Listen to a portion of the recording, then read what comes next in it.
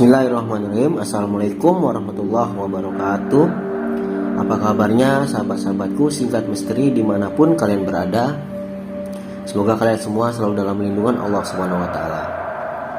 Kali ini saya akan bercerita tentang penguasa Gunung Ciremai, yaitu Nyi Pelet atau siluman pemuja kecantikan. Gunung Ciremai merupakan gunung api stratovolcano yang secara administratif berada di wilayah dua kabupaten, yakni Kuningan dan Majalengka. Dengan ketinggian mencapai 3078 meter di atas permukaan laut, Gunung Ciremai merupakan gunung tertinggi di Provinsi Jawa Barat.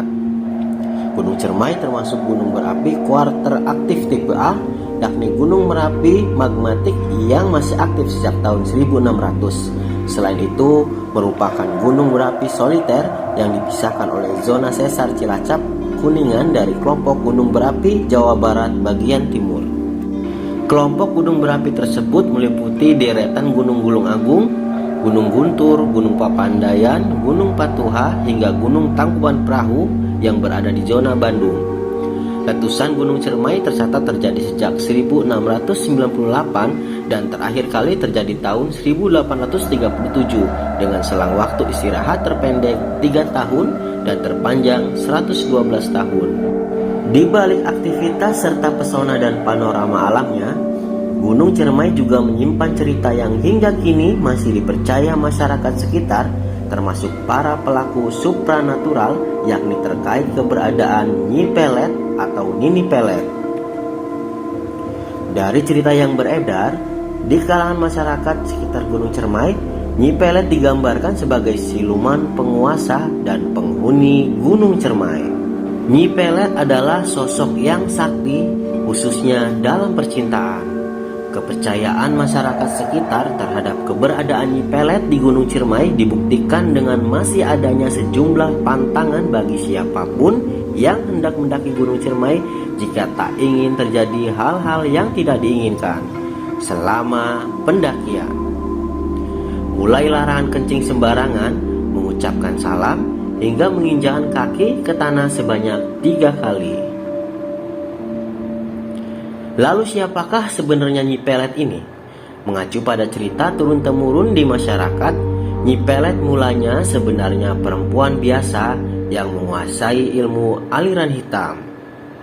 Namun, ambisinya yang kuat untuk tetap awet muda dan terlihat cantik, Nyi Pelet nekat mencuri kitab mantra asmara yang diciptakan oleh Ki Buyut Manguntapa yang memiliki ilmu aliran putih.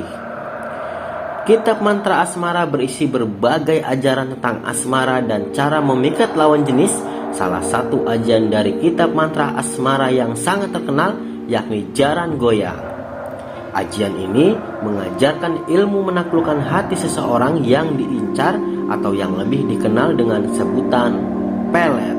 Terbukti setelah berhasil mendapatkan kitab mantra asmara, Nyi Pelet memanfaatkan ujian Jaran Goyang untuk menggait pria-pria muda agar tertarik kepada dirinya.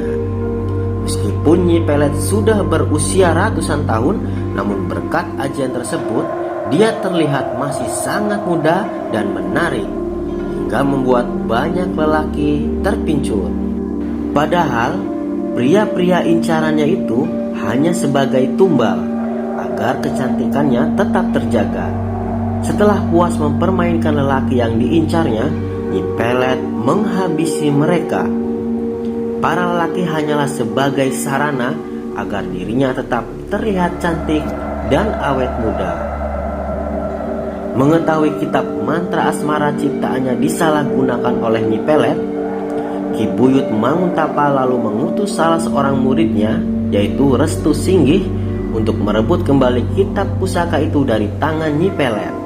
Singkat cerita, Nyi Pelet bisa dikalahkan dan kitab mantra asmara tersebut berhasil direbut kembali. Namun, kesaktian Nyi Pelet dengan ajian Jaran Goyang tetap melekat pada dirinya. Hingga saat ini, masih banyak masyarakat yang juga percaya terhadap keberadaan Ki Buyut Manguntapa yang dikenal sebagai sosok pendekar tangguh berbudi luhur. Setelah meninggal, Ki Buyut Manguntapa dimakamkan di Desa Mangunjaya, Blok Karanganyar, Indramayu, Jawa Barat. dikenal sebagai pencipta ilmu pelet jaran goyang, makam Ki Buyut Manguntapa hingga kini tak pernah sepi dari pengunjung yang ingin mempelajari ilmu pelet maha dahsyat itu. Selain Nyi Pelet, masyarakat sekitar Gunung Ciremai juga percaya terhadap keberadaan siluman lainnya yang kerap mengganggu para pendaki gunung. Jika mereka tidak mentaati pantangan-pantangan, petilasan Nyi Pelet sendiri diyakini masyarakat berada di puncak Gunung Ciremai. Puncak Gunung Ciremai juga diyakini sebagai tempat bersemayamnya arwah Ki Rempah Mayit yang tak lain adalah suami Nyi Pelet.